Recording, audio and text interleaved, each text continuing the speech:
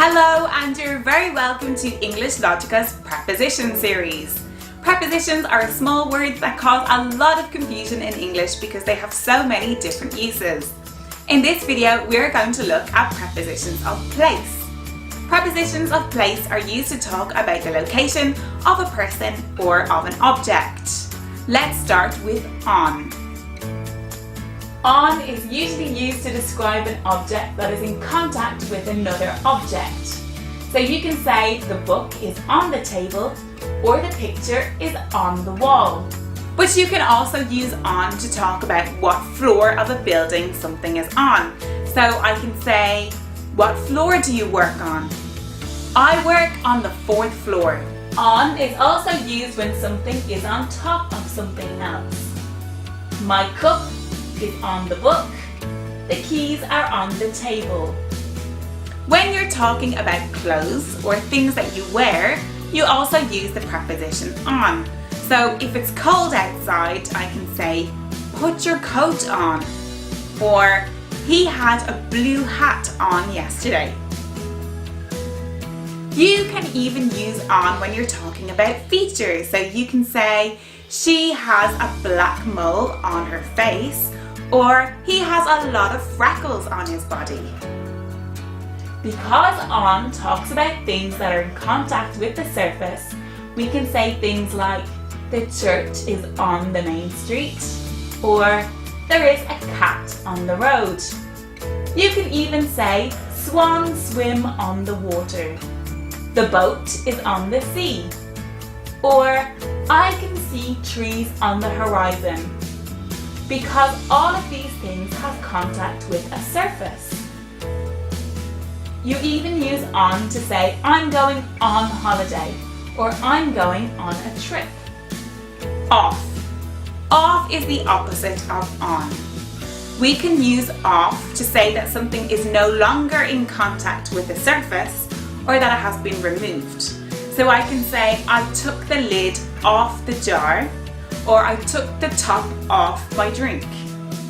Take the book off the table. Off is also the word we use when we're talking about public transport.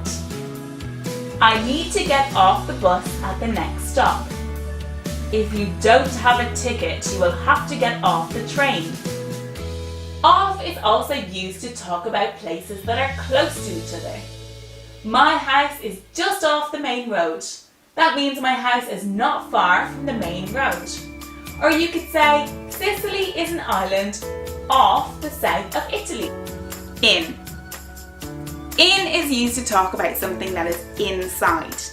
In and inside are often interchangeable when we're talking about something that is surrounded by a boundary. At the moment, I am in my house. I can put coffee in my cup, or put my keys in my bag. We can use in to talk about our environment. So you can say, I like swimming in the sea, or I like walking in the mountains. In can also be used to talk about geography. London is in the UK. The best cinema is in the city. I like to go on holidays in the south of France. We often use in to talk about parts of the body, especially if we have a pain or if something is wrong. So you can say, I have a pain in my stomach, or I have a pain in my head, because the pain is inside you. At. When we use at, we're talking about an object or a person's general position or location. So if I say I'm at the house, you don't know if I'm inside or outside, but you know that I'm in the same general area as the house. We use at when we're talking about famous monuments. So you can say, I'm at the Eiffel Tower, or the President of the United States lives at the White House. You can use at to talk about general locations. So if you're on the phone, you might say, I can't help you right now, I'm at work. I'm at the shop. Do you need anything? And we usually use at when we talk about events. Were you at the party last night? Were you at John and Rebecca's wedding? Did you see anything good at the cinema? The word by is similar. It talks about general locations. So if I say my house is by the school, you'll know that my house and the school are near to each other. Or if I say meet me by the river, you know that we'll meet in that sort of general location. Or you can say you'll find the sugar by the tea, and you'll know that the sugar and the tea are near to each other. They're in the same area. Under. Under is the preposition we use when we want to say that something is underneath or covered by another object.